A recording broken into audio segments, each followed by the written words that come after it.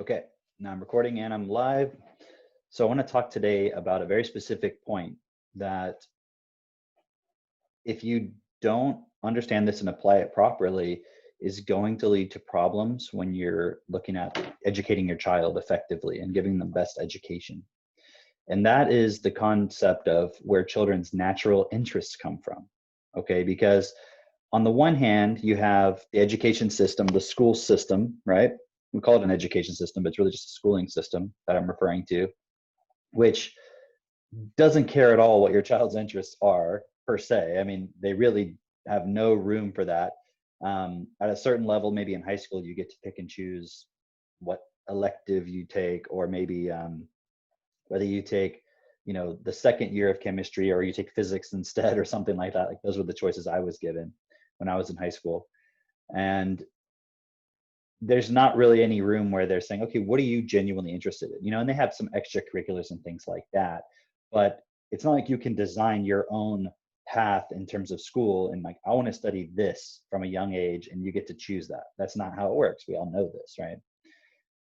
Now so there's that, and then there's the reaction to that in what you might call the unschooling situation, unschooling circles, or that kind of philosophy where parents will tend to say, I just want to support my child's natural interests. So I'm not going to force anything upon them.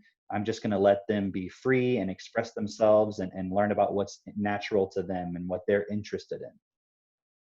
And the thing is, we can take the best of both because we have negative capability, which means we don't have to choose one or the other. We don't have to go into a polarity.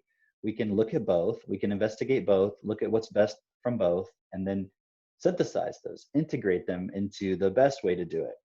So on the one hand, what is not great about the structured curriculum approach that they have in school? Well, it doesn't cater in any way to what the child is interested in. And that doesn't make sense because then the child's not interested, they're bored most of the time. So they memorize what they're supposed to memorize if they have that ability, that sort of like natural memory ability. It's not actually natural, it's genetic and so forth. But the point is, if they have that ability to memorize, they'll do well. If they want to please the teacher or please the parents, they'll tend to do better. If they were read to at home and they have a slightly better foundation, they'll do better. But those are all prerequisites, right? But it's not like the school is nurturing the child's interests, right? So what is good about that approach, though? There's a structure to it. There's a direction. Someone has sat down and looked at what are the things that we want the children to learn, even though we know we're not actually learning, right? But let's just use that term loosely, right? From their perspective, the children are learning it. And there are things that they are learning, which is how to handle boredom while doing things they don't want to do. So that's really the purpose of the school system. And I've talked about that at length elsewhere. But the point is, there's a type of structure to it so that you make sure the child progresses to the next point and the next point and the next point. Now, it doesn't produce a child that has an effective ability to take full responsibility for their life, but it does have a structured approach, which is pretty cool. Okay, so that would be something we could take from it as maybe a cool thing. Now, over here on the side of the unschooling, their issue, let's say if I were just to encapsulate it, would be that forcing your child through a structure where they have no interests is harmful to them. It's abusive, and it basically just makes them sort of a compliant, obedient slave, but without any ability to do anything, with no curiosity or passion for life, no creativity, nothing like that. And that makes sense.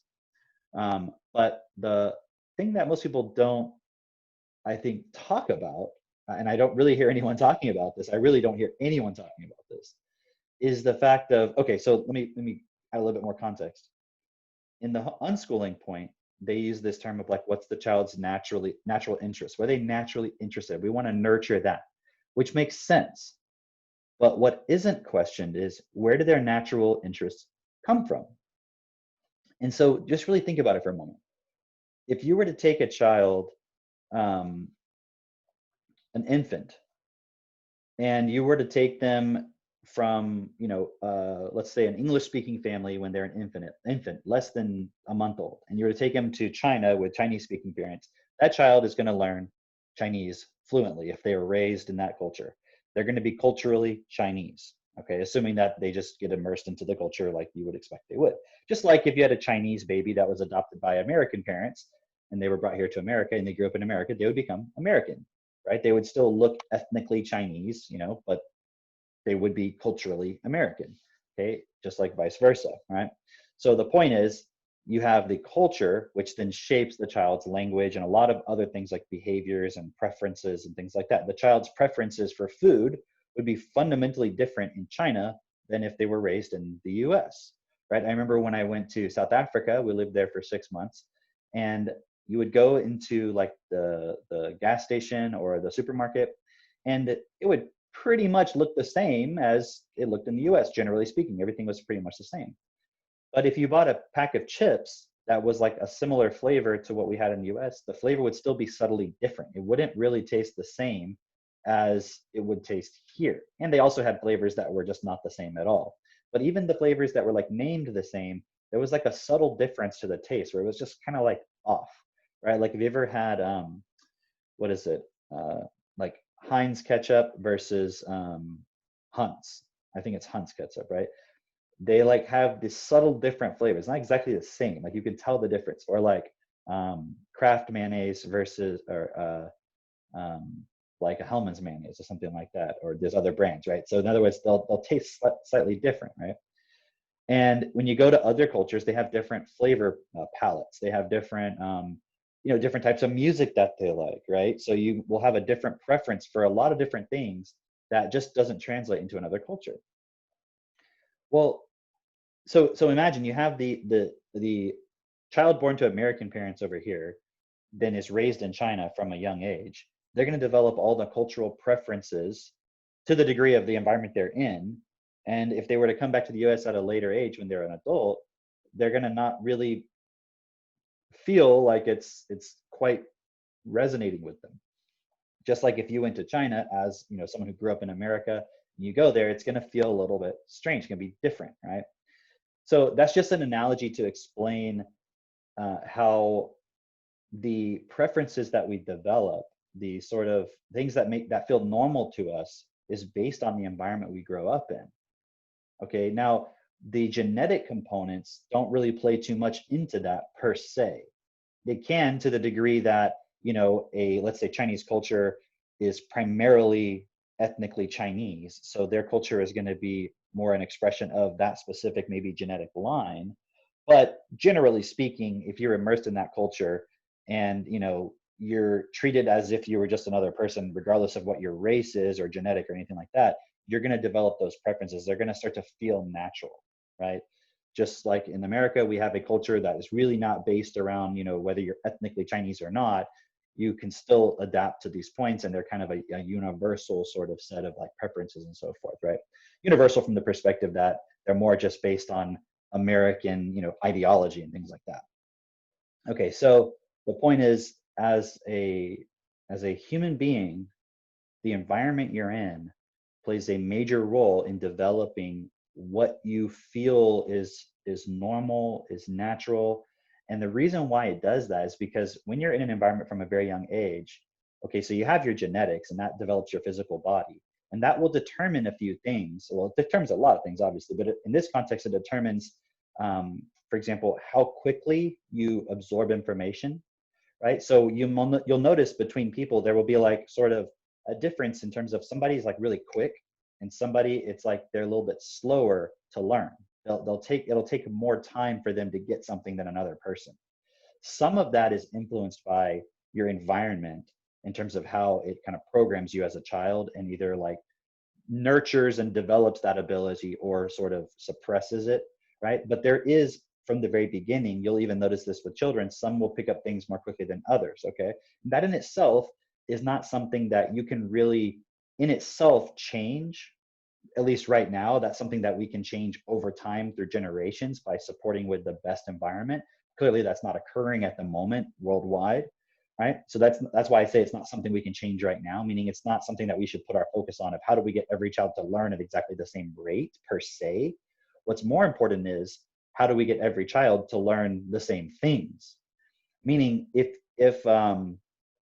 you have an environment or a society, like let's say American society, where some children learn mathematics very well and they actually understand mathematics and can apply it. And then you have a different environment in the same country, children who don't learn mathematics. Well, who's going to be at an advantage in a job market that might favor mathematical ability? Clearly the ones who got that foundation.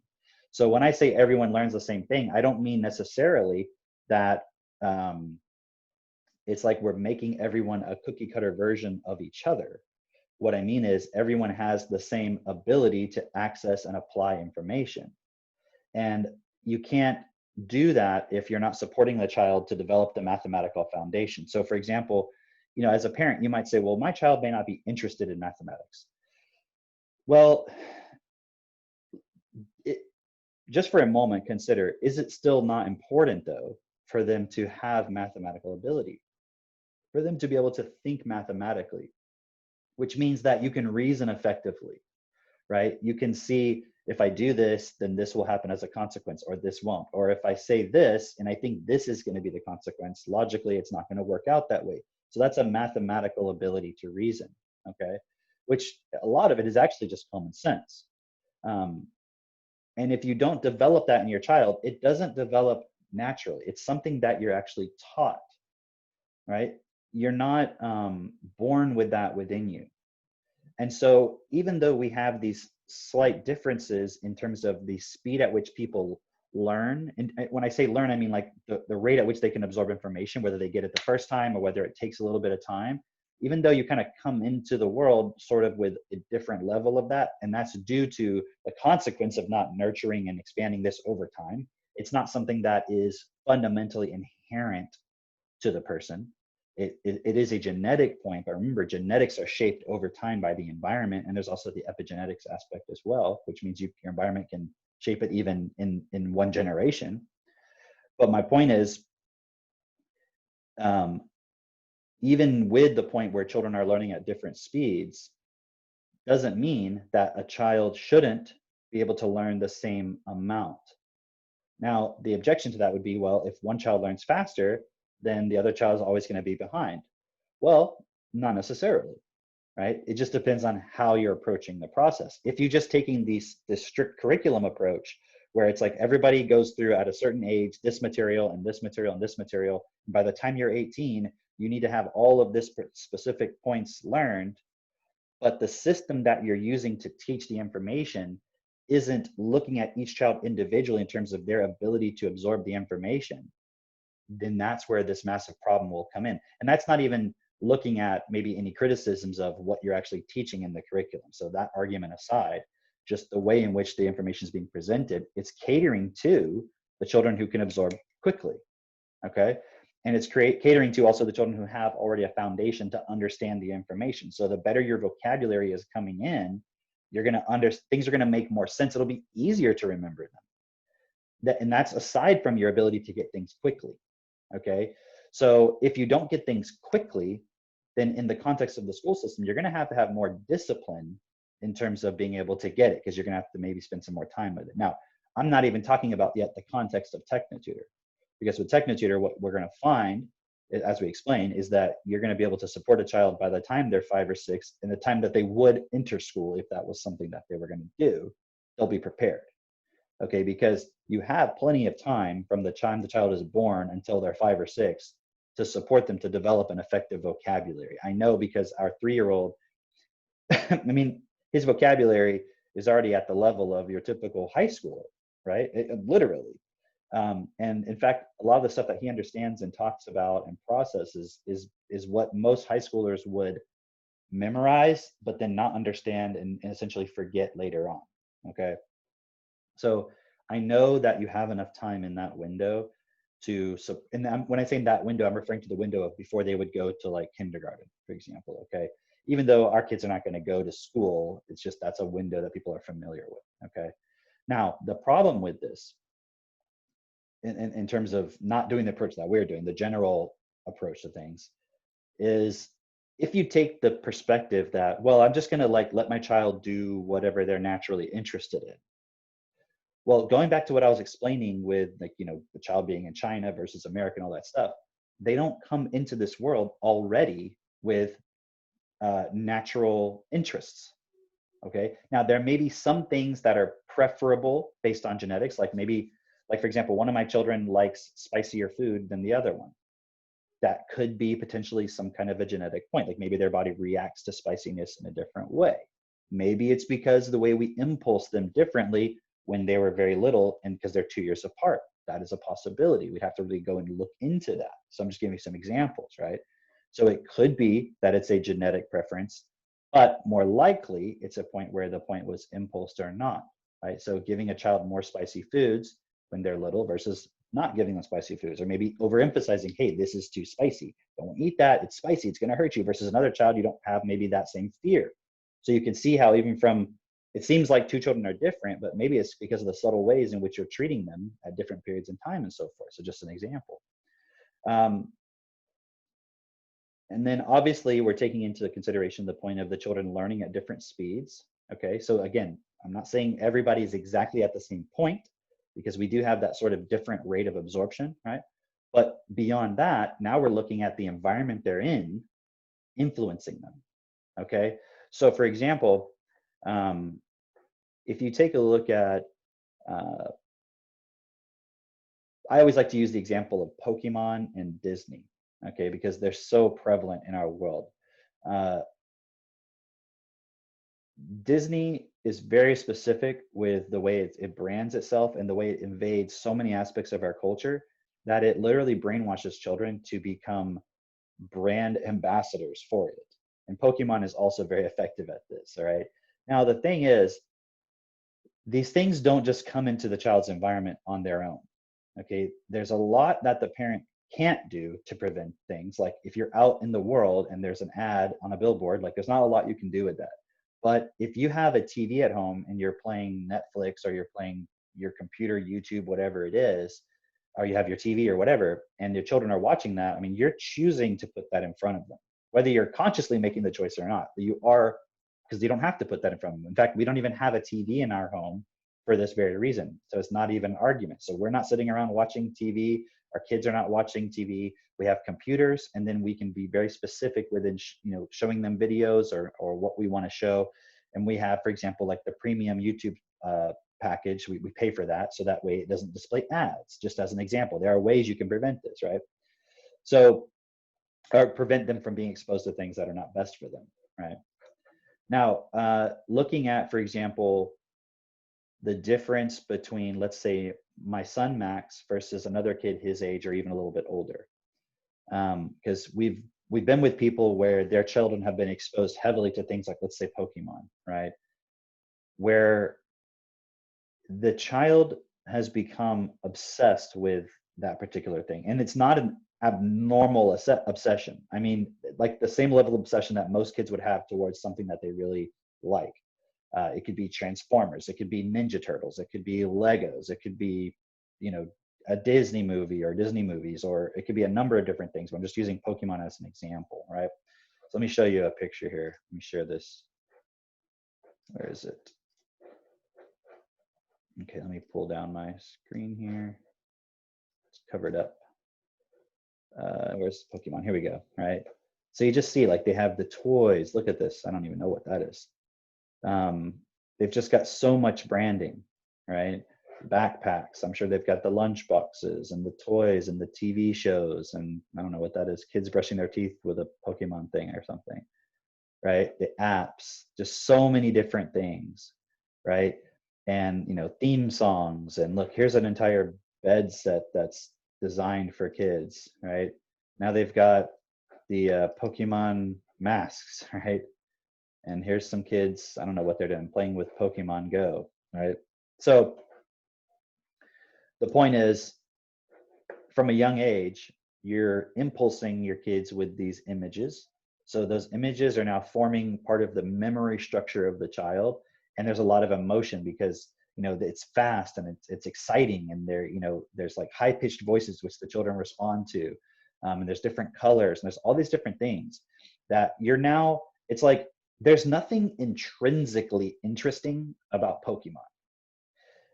I know I have no desire to look at Pokemon. There's nothing intrinsically interesting about it, but it does exploit some specific pathways which you can either develop or not. For example, competition or rewards, like different systems that if you participate in these as a parent, then those things like Pokemon will exploit. Like, for example, the games are designed in a way where it's exploiting like a dopamine reward pathway, something like that. So it will exploit those pathways and then impulse your child with this particular brand imagery. And then later on, you wonder why your child suddenly just wants to talk about Pokemon all the time. And so what happens is you impulse them with it. You put it in their environment. It's designed to be exciting. So it's not intrinsically interesting. It's just using particular pathways that are it's exploiting in the child, like, you know, a flashing light or lots of sound and different things like that.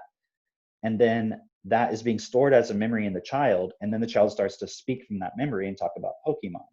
And then you think, oh, my child likes Pokemon.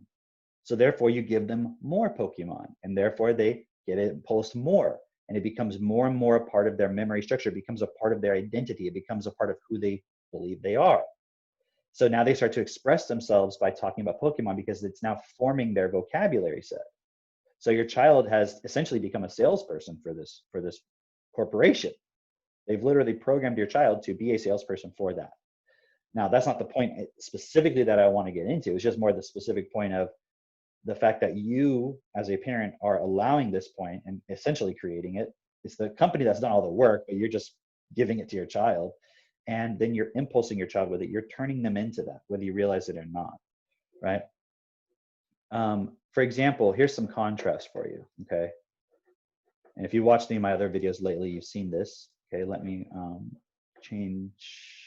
Oh, and here's the Disney, right? You know, everyone knows about Disney. So they do the same thing. They use all the images and, you know, exciting things and all that. They're exploiting the child's natural curiosity for new things. It's not natural interest in Disney. It's just curiosity of something new, right? Okay, so they're exploiting that. But here's the contrast, right? And here's how the kids get most of it, right? Through the TVs and the screens, right? Because Disney is not in itself a thing that's just sitting in your home. You've brought it in there. Okay. One more point about the Pokemon and the Disney, all that stuff. Notice, these things are not real, meaning there's not such a thing as a Pikachu that actually shoots electricity. It's not a real thing. So what your child is being filled up with is knowledge and information about something that is completely imaginary and is not actually practically possible in the real world. So now you're setting them up for a lot of disappointment because they're getting all this excitement and interest in something that the only way for them to express it and to interact with it is to just go and be more of a consumer and buy more Pokemons and go to the conventions and talk to other kids who have Pokemon and so forth. And there's nothing practically they can do with that except maybe start a business selling Pokemon or making Pokemon videos. Like, they have to utilize the vocabulary they have. So now it's really actually restricting their self-expression into these particular points. And that's why you see these people who are so obsessed with going to like video game conventions and like comic book conventions and superheroes and Game of Thrones and all of this stuff. It's because that's really all they know. They know they go to their job as adults and they get their work. They're not interested in that. But then they have their fantasy world where all these physical products have been made for you to pretend like there's something real to it. But there's not anything real to it. It's just all imaginary, right? So here's some contrast. Okay, let me go back here. Here's my son, Max, right? That's when he was 21 months.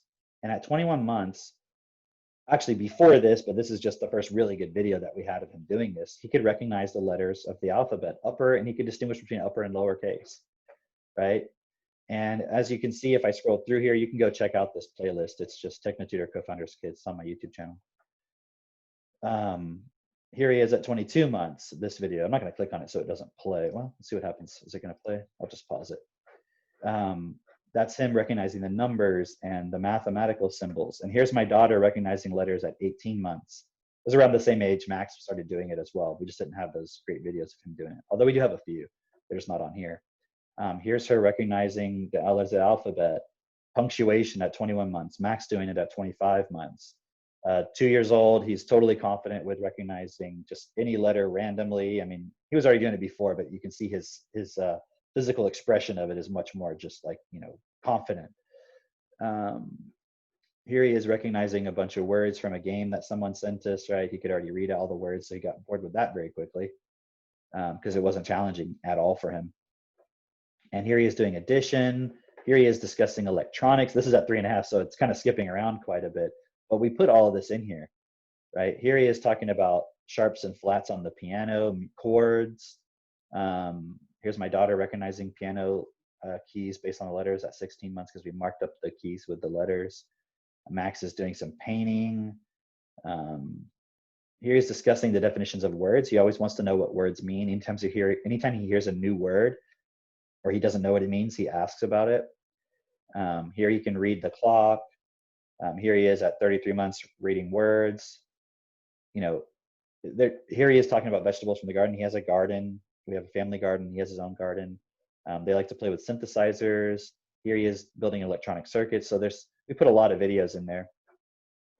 And just the other night, or just the other day rather, he was asking me about the names of some numbers. Like he likes to talk about, he'll ask me, how many zeros does a billion have? He knows the answer now, right? He can tell you how many zeros a trillion have. And in fact, I'll upload a video later if I have time today or at some point this weekend of him and me discussing these points where he's talking about all these.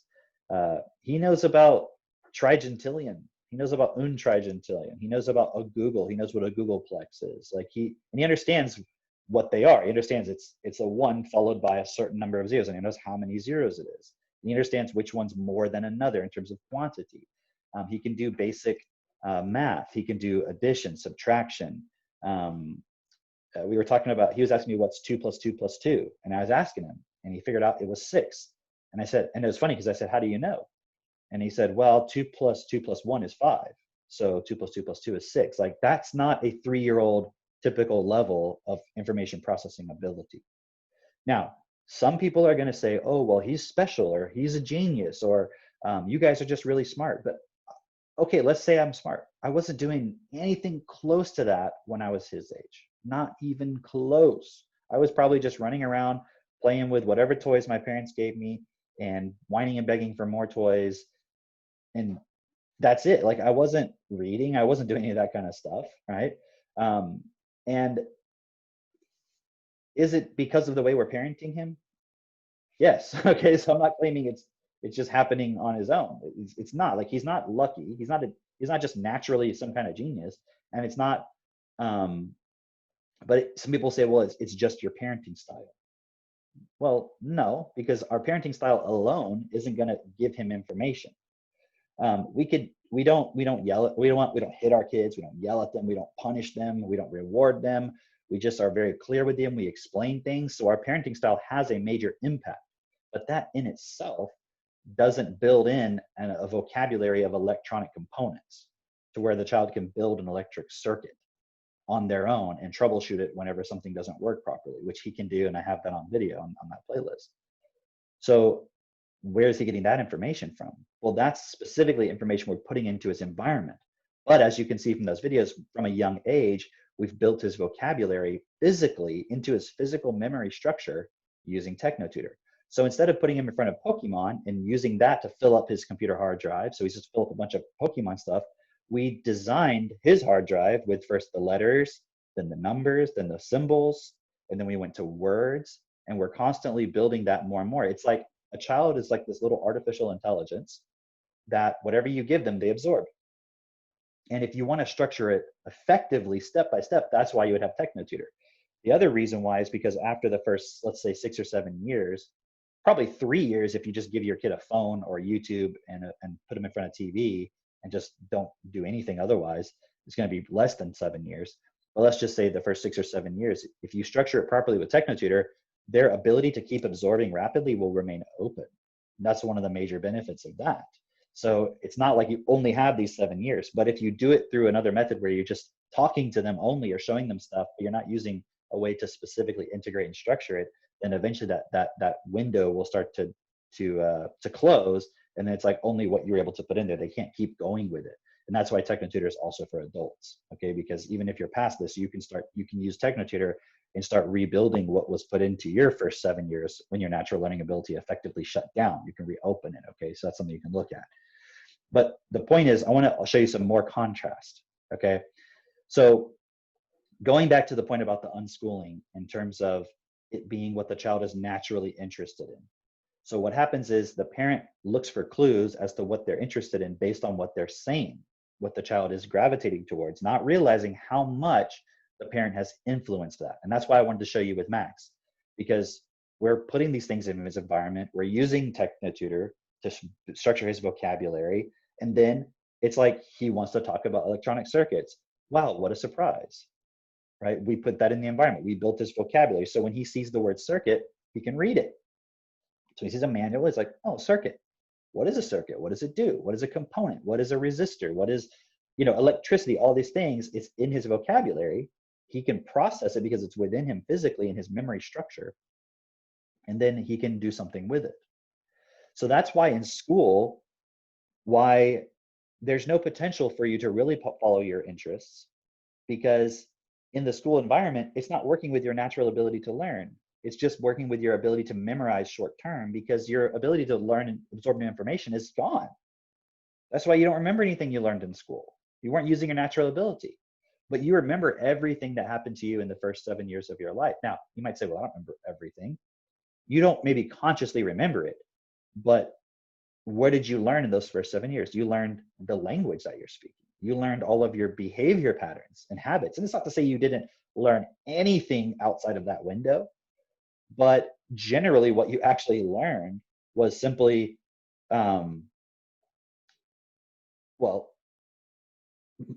you've learned new products that you like because you were impulsed with their advertising, because the advertising is talking to your natural learning ability. It's still there. It's just you don't know how to access it anymore. So after the age of like 7, you've lost the ability to direct what you learn. And so you might think, well, but I learned to do a job. Yeah, but the job you do is not really that complex, is it? Fundamentally, a 12-year-old could do it. A 12-year-old with an effective vocabulary could do what you do. You might say, well, that's not possible. Okay, Warren Buffett was running a business when he was 12. Were you? You're not even running a business right now, most likely. So what a 12-year-old is able to do, and in fact, you can look up David Farragut. Let's look him up real quick. Oops, that's my calendar. Go back to my David Farragut. Let's just take a look here real quick. Who's David Farragut? Early life. Farragut's naval career began as a midshipman when he was 9 years old. Look at this. A prize master by the age of 12. What is a prize master? Oh, that says prize. So it must be a role on the ship, right? They don't have the actual definition of prize master for you, unfortunately. But he was a midshipman at the age of 9, commissioned as a midshipman. A prize master by the age of 12. He fought in the War of 1812, serving under Captain Porter. While serving aboard, so that was 1812, okay? While serving aboard, he participated in the capture of this ship, helped establish first naval base, right? He was 12 years old when, during the War of 1812, he was given the assignment to bring a ship captured by the Essex safely to port. He was wounded when he was 12 fucking years old. Okay, look, he was promoted to lieutenant in 1822. That's only 10 years later. Right? So he he commanded his first vessel when he was 22? No, 12, 22, 24. He was placed in command of this ship when he was 24. What were you doing when you were 24? Were you commanding a naval ship? Right? So at 12 years old, they gave him the responsibility of bringing a captured ship into port. Like, so what you think is possible? And now let me ask you a question. You think that kid went to school? I mean, clearly not. At 12 years old, he was he was taking a ship into port. So what you think is possible for a child is not what's really possible. It's way beyond that. I mean, look at my 3-year-old. And you haven't really seen that much of my daughter, most likely, because she's still only 1.5, but she speaks like a 3-year-old. You'll see if you watch the videos, or if you come visit us, for example, you can talk to her and have a conversation with her. She can direct you. Like, she could say, Cam, come, sit here, sit down. That's how she talks. And she's 1.5. Okay. That's because of the way we built her vocabulary. The same thing we've done with my son, Max. We're doing that with my daughter, Seneca.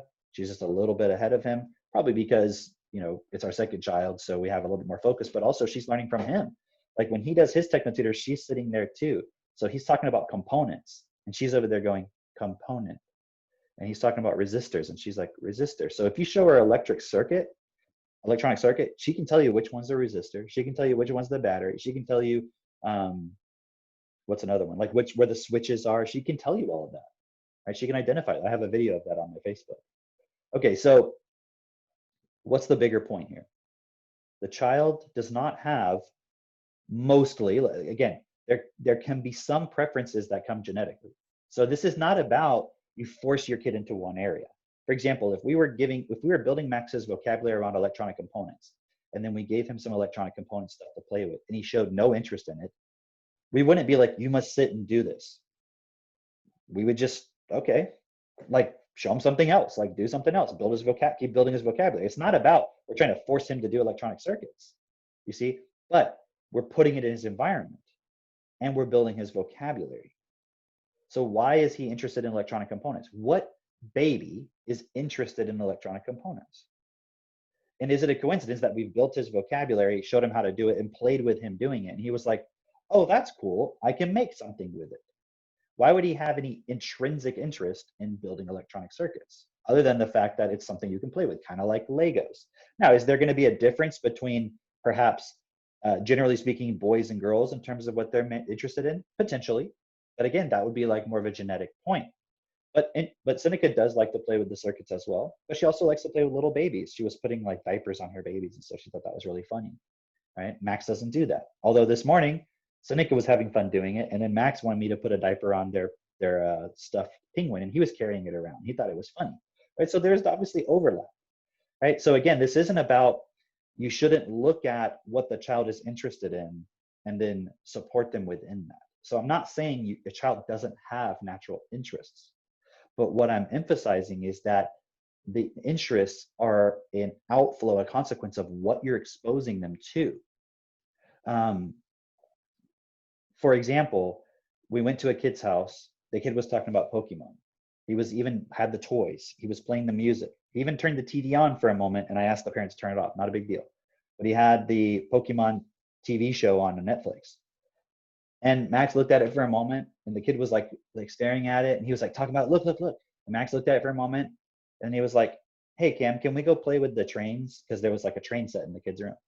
And he just didn't care about the Pokemon stuff. And we've been over there a couple of times, and every time the kid will talk about it, Max doesn't show any interest. He doesn't care because it's not a part of his what he's been programmed with. Because you get programmed with Pokemon, right? Okay, so I'm only going to talk for at most about 10 more minutes because I have a meeting I need to get on here in a moment. But I want to show one more thing real quick. Because this is the consequence of not realizing that you are influencing your child, or maybe realizing it and then just not really seeing the consequence. Okay, this is a kid that they call Desmond is Amazing, right? He's 12 years old. He's a drag artist, they say. He says, I'm always fierce, fabulous, and not playing video games. I'm being amazing, okay? So what does that mean? He's a kid that does drag, right? And he goes to drag conventions. I mean, they went to a drag convention hosted by RuPaul. It was his 3rd year in a row. So if he's 12 in this article, that would mean went there since he was 9. He isn't a different person in drag so much as a more outgoing version of himself, okay? And what's interesting is if you watch videos of this kid, his whole perspective that he's coming from is, I want other kids to know it's okay to express yourself and be a drag kid, right? But let me ask you a question based on what I've explained. Is this his natural interest? Where did this come from? Did he just was a baby and he just was interested in drag? Now, maybe there's a genetic point where he's more interested in kind of like being expressive versus another kid might be interested in just kind of being more reserved. That's a potential genetic point. Of course, that could also be influenced from the environment as well. So there's nothing wrong with being expressive and wanting to wear different colors and things like that. But the specific point about a drag, what is drag? That's specifically being a male dressing up as a woman. That's not something that's a natural part of a child's self-expression. That's something that they've been influenced with. So for example, let's take a look. Here's his mom. Other moms are soccer moms. They take their kids to practice, to games, they cheer for their kids. That's how I see myself with drag. Okay. All right. Let me go back down. Here's another kid that's kind of a similar situation, but I want to come down to this part. As recently as the 1970s, when dressing as another gender could lead to arrest on charges of vagrancy or perversion, in many jurisdictions, drag was an adults-only affair relegated to underground spaces and rich in sexual innuendo, which it still is obviously rich in sexual innuendo. But as gay culture has gained mainstream acceptance, the number and variety of locations where drag is welcome have grown. Now, firstly, before I continue, this is not in any way a diatribe against adults who want to express themselves this way. Okay, that's not the issue. My question would be, is it really their actual self-expression, or is it a program that they've accepted due to a lot of environmental factors and all kinds of things, and their actual self-expression being suppressed and so forth, and this is a way for them to feel that they can express themselves?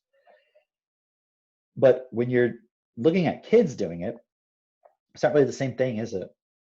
And I mean, is an adult actually expressing themselves, or are they just, here's an outlet and a way I want to express myself, and here's an outlet to do it? It's like maybe the first person who invented drag, okay, it was like there was a creative expression on their part, but then everybody else who adopted it, they got influenced by it. It's not their self-expression. It's them expressing themselves through that thing, right? So here's this kid. Check it out. Here's my point exactly. This is the first generation that was truly raised on Drag Race, which is a TV show that RuPaul created, who was like a famous drag queen. They would watch, so when her son, this one was a different one. When her son, a 14-year-old who in drag, who is known as Ophelia Peaches, that's the 14-year-old's drag name. It's an 18 and under runway show for drag, I suppose. When he was in elementary school, they would watch RuPaul's Drag Race together for the gowns, the pageantry, the acting, the drama. It was like Disney princesses, she said. That's what, I guess, what the mom is saying. All right. So this is the photographer. She estimated there's more than 100 kids doing drag. And then obviously they talk a little bit more and so forth, right? But here we go. The job, check this out. So the mothers run their Instagram accounts. The job consists largely of filtering comments. An active subset of the internet sees kids in drags not as the future of America, as RuPaul has said of Desmond. Of course, he would say that his bias is he's a drag queen, and he's got a TV show and a whole brand around that. So obviously, the more people who are into that, the more money he will make. But socially accepted child abuse, in the words of Elizabeth Johnson, a vlogger who daily tackles the left on abortion, feminism, and gender insanity, right? And then they talk about some other points in here. My point here, although I do obviously have a perspective on whether this is generally speaking best or not, is the defense of this. In fact, what's coming from the child is that they're saying they're wanting to express themselves, and that obviously the media, and there's many groups who are holding these children up and saying, look, they're so brave, they're so amazing, they're expressing themselves. And then that way other kids who have that natural desire to want to express themselves that way, they'll see examples and they'll be supported. So they'll feel like they can do it too, like they're allowed to be themselves. But this is a lie. They're not themselves any more than, my son Max is himself by talking about electronics. It's himself through that point. So does that mean I think Max has more self-expression than this other kid? No. There is no such thing as just a natural preference for these particular things. These are sets of vocabulary that you integrate, which then becomes natural. Natural just means you do it automatically without thinking. It's a part of your unconscious. That's all that natural means in this context. It doesn't mean it's actually who you are, right? Any more than a child born to genetically, let's say, Han ethnic Chinese people is Chinese or American culturally. They're not. They're a human being with a certain genetic expression. You put them into one environment, they become American. You put them into another environment, they become Chinese. You put them into one environment, they learn about electronics, they learn vocabulary, they learn how to do mathematics. You put them into a different environment, they're going to learn about Pokemon and Disney. You put them into another environment, they're going to become a drag kid who's going to become a drag queen and so forth. Right? So the reason why I'm making a point about this is parents need to understand you can't just give your child anything and say, well, their natural inclinations will be the guide and they'll get into what is best for them. Because their natural inclinations will develop based on what they're exposed to. So if you take someone like that kid, Desmond, he's obviously a very talented child. He's like expressing himself and so forth. But he could be expressing himself in mathematics. He could be expressing himself in anything like building bridges or being a politician. There's so many different ways he could be expressing himself, but he has been programmed through from a young age. And there's another interview with his mom where they talk about how when he was very little, like 5, I think, he would watch that same show, RuPaul's Drag Race. And then he started putting on high heels and things like that of his mom's. And she was like, yeah, that's so cool. Keep doing it, because she was fascinated with the club kids, which was like in the 90s or something, when she was growing up, and these kids who were like expressing themselves by wearing different clothes and stuff. And she always wanted to be a part of that. So it's like, she's obviously living through that with her kid. So again, my point is, it's not natural for this kid to want those things. It's natural for the kid to absorb whatever's in their environment. And then based on that, what will become natural is more of things that resonate with that. So as a parent, your responsibility is to make sure that you structure your child's memories from a young age with what is best for them to be here in this world, to not overemphasize their imagination like Pokemon and only be interested in things that are not real, but to understand how reality works and being able to apply themselves in reality in ways that are best for themselves and are best for others. Because we are the parents, not just Katie and I, but those who are walking with us, doing TechnoTutor, doing the DIP process, all these things. We're preparing the next wave of children to be able to deal with reality effectively so they can sort out this mess. Now, there's a lot more that we can do, for example, in politics and so forth, to prepare the way for them. But our children have to become geniuses, because the problems in this world are so specific and so fundamental that if they are not focused here in reality, and that's what their intrinsic interests are directed towards, instead of being imaginary, like your self-expression of doing drag or doing Pokemon has no real effect in reality other than to continue the point of consumerism, which doesn't change the system, which creates inequality. So let's support them to develop an intrinsic interest within reality by how we're supporting them in terms of their environment and their vocabulary. That's all from me today. I hope you enjoyed that and you got something out of it. Please share the video if it's on Facebook or YouTube, and I'll see you on the next one. Got to get on a meeting. Bye for now.